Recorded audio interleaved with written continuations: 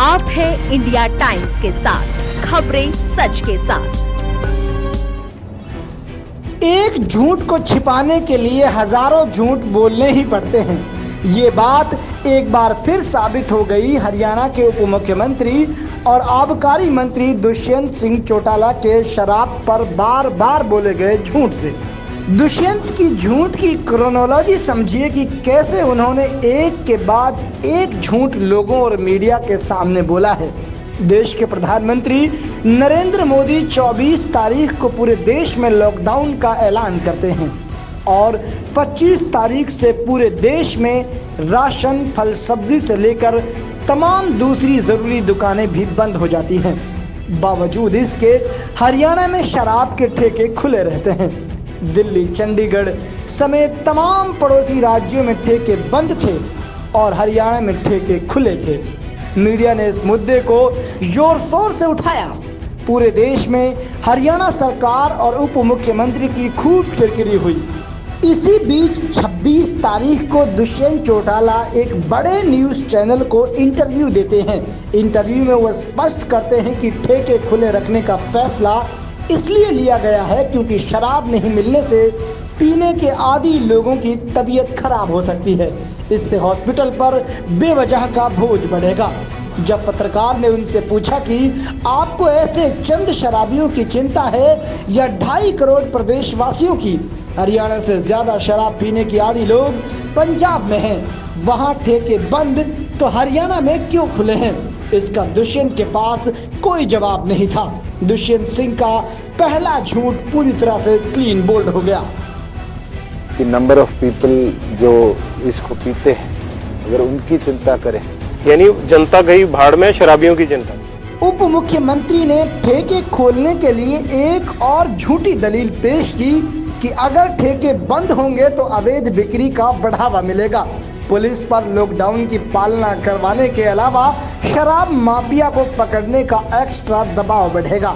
लेकिन जब उनसे पूछा गया कि हरियाणा पुलिस शराब माफिया पर काबू पाने में सक्षम नहीं है, इस बात का फैसला गृह मंत्री लेंगे या आबकारी मंत्री, इस सवाल का जवाब देने में भी दुष्यंत सिंह चौटाला की जुबान तुतलाने लगी और उनका दूसरा झूठ भी पकड़ा गया।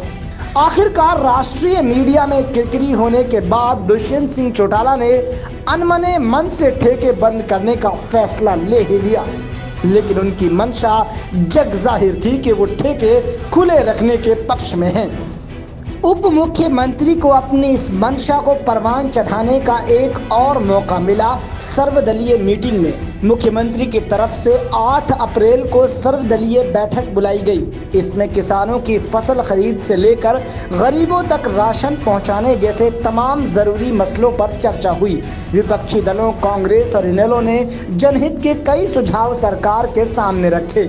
लेकिन इस मीटिंग में दुष्यंत चौटाला की पार्टी जेजेपी की तरफ से शामिल हुए प्रदेश अध्यक्ष निशान सिंह ने दुष्यंत की मंशा को जाहिर कर दिया। निशान सिंह ने प्रदेश सरकार को सुझाव दिया कि शराब के ठेके खोले जाने चाहिए। तमाम दलों ने इसकी निंदा की, यहां तक कि गृह मंत्री अनिल विज ने भी इसका विरोध किया। उन्होंने ठेके खोलने से सुझाव पर नाखुशी जाहिर की, लेकिन मुख्यमंत्री मनोहर लाल खट्टर ने अपनी कोई राय मीटिंग में नहीं रखी। लेकिन लगता है मुख्यमंत्री की चुप्पी को आबकारी मंत्री दुष्यंत ने हामी मान लिया। अगले ही दिन 9 अप्रैल को तमाम शराब फैक्ट्रियों को शराब की बोतलें भरने के आदेश जारी कर दिए गए। लेकिन जैसे ही उनके आदेश की खबर मीडिया में आई तो फिर से दुष्यंत के फैसले की जमकर आलोचना हुई। इनेलो नेता अभय सिंह चौटाला ने आरोप लगाया कि दुष्यंत ऐसा सिर्फ इसलिए कर रहे हैं क्योंकि वो अपने नाना को फायदा पहुंचाना चाहते हैं। उनके नाना बड़े शराब कारोबारी हैं और लॉकडाउन की वजह से उनके नाना को कारोबार में घाटा हो रहा है, इसलिए अपने नाना को मुनाफा पहुंचाने के लिए दुष्यंत प्रदेश के 2.5 करोड़ लोगों की जान से खिलवाड़ करना चाहते हैं। कि उसके जो नाना है चौधरी भीम सिंह जी जो है वो शराब के ठेकेदार रहे और उनके अब की बार प्रदेश में बहुत सारी जगह तो साइलेंट पार्टनरशिप कर रखी है और बहुत सारी जगह उनकी अपनी फर्म के नाम से पार्टनरशिप है। शायद मुझे लगता है कि उनको उनकी ज़्यादा चिंता है हरियाणा प्रदेश के लोगों की चिंता नहीं है। इसलिए बारी बारी से शराब के ठेकों को खोलने की बात की जा रही है। एक बार फिर मीडिया में मामला उछलने के बाद दुष्यंत को बैकफुट पर आना पड़ा और नया झूठ गढ़ना पड़ा। उन्होंने कहा कि शराब फैक्ट्रियों को सिर्फ सैनिटाइजर बनाने के लिए खोलने के आदेश दिए गए थे, क्योंकि हरियाणा की डिस्टिलरी अपने प्रदेश के साथ हिमाचल और दिल्ली को भी सैनिटाइजर बनाने के लिए कच्चा माल सप्लाई कर रही है। लेकिन यहाँ भी दुष्यंत चौटाला का झूठ पकड़ा गया, क्योंकि सभी को पता है कि सैनिटाइजर बनाने के लिए डिस्टिलरीज को आदेश तो सरकार पहले ही दे चुकी है। लॉकडाउन के कुछ दिन बाद ही शराब फैक्ट्रियों को यह आदेश दिया जा चुका था। इस आदेश के बाद धड़ल्ले से सैनिटाइजर बना भी रही हैं। 30 या 31 मार्च को शराब फैक्ट्रियों के सैनिटाइजर लोगों तक पहुंचने भी लगे थे। सरकार ही नहीं, अन्य दलों के नेता भी इन्हीं डिस्टिलरीज से सैनिटाइजर खरीद कर लोगों को बांट रहे हैं।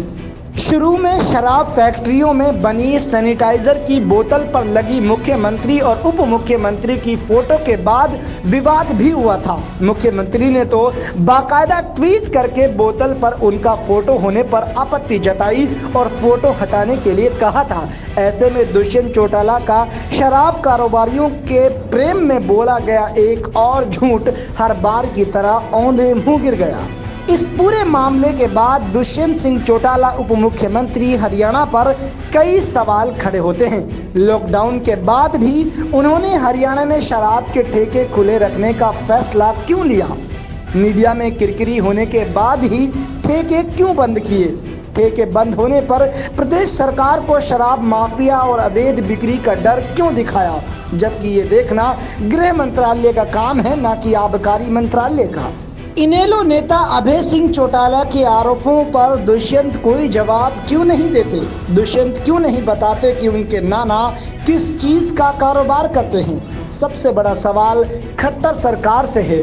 अगर दुष्यंत के परिवार का संबंध शराब के कारोबारों से है तो उन्हें आबकारी मंत्रालय क्यों दिया गया? जबकि राजनीति की शुचिता ये कहती है कि अगर किसी नेता या उसके परिवार का कोई कारोबार है तो उस नेता को उस कारोबार से जुड़े महकमे का मंत्री नहीं बनाना चाहिए। ये अपने आप में बिल्ली को दूध की रखवाली बिठाने वाली बात है और कॉन्फ्लिक्ट ऑफ इंटरेस्ट का मामला है।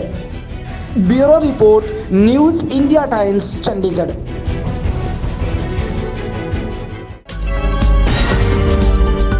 हमें आप YouTube पर देखें तो सब्सक्राइब और लाइक शेयर करें, साथ ही बेल आइकन को जरूर हिट कर दें।